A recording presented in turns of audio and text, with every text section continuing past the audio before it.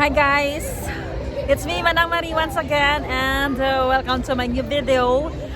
This time nandito na naman ako guys sa Expo, sa Cultural Zone kasi nanood kami ng drone show.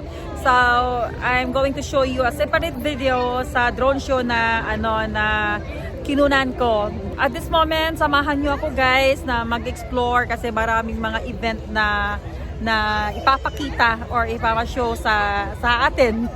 Hindi ko rin alam guys, may camel show, may horse show daw, mga ganun mga So tingnan natin, kung wala edi mag-roam around tayo dito. Mag food trip din. May tao guys, oh. Today is Saturday. Yan, dami pa rin tao dito. Nandito ako ngayon sa Cultural Zone Information Point number 6, diba? Kung saan dati ako nag-work, kung saan nandyan ako dati.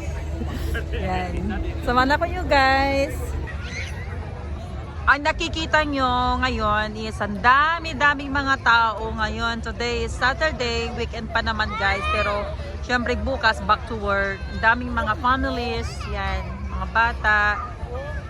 Daming tao kasi alam mo naman, malamig na ngayon ang Qatar. Kaya maganda ring lumabas ngayon. Yun.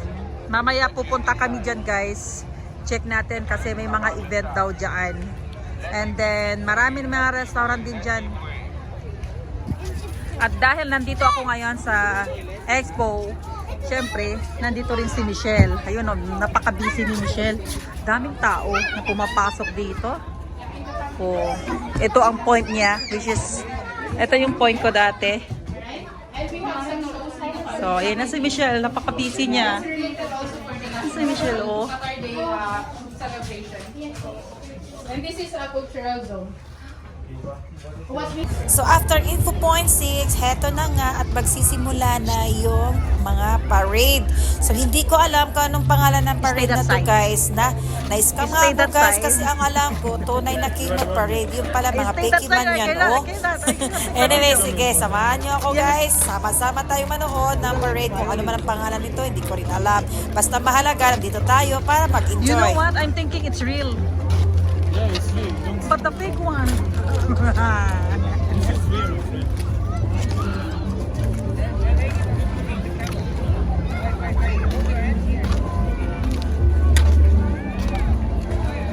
Ayan na yun guys, yung parade ng camel, oh. Akala ko kanina totoo.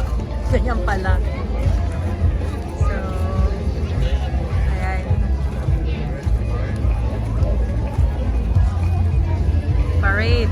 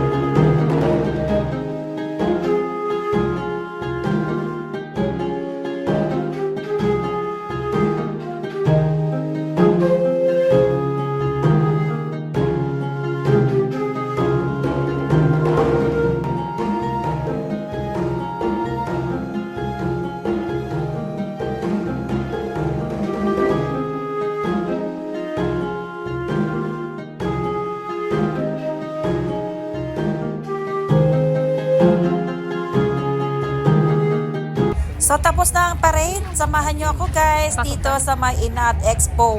So sa 1 month ko na nagtrabaho bilang info desk dito sa Expo, first time ko lang din makapasok sa lugar na ito. Arin at ating tuklasin kung ano mga meron dito.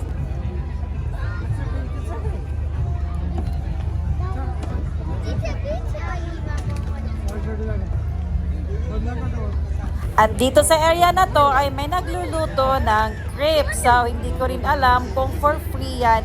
Pero parang free yan guys kasi nakita ko na namimigay siya sa mga bisita na nanonood sa kanila. At ako naman ay natatakam sa crepe na ginagawa nila. Nakita ko may pila, parang gusto ko talagang humingi or pumila sa kanila guys. Kasi parang ang sarap talaga at ang bango.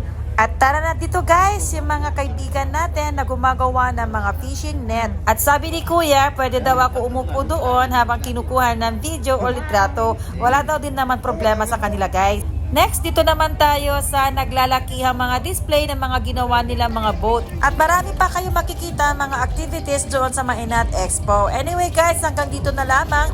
At antabayanan niyo ulit sa susunod na aking video. Maraming salamat po. Bye!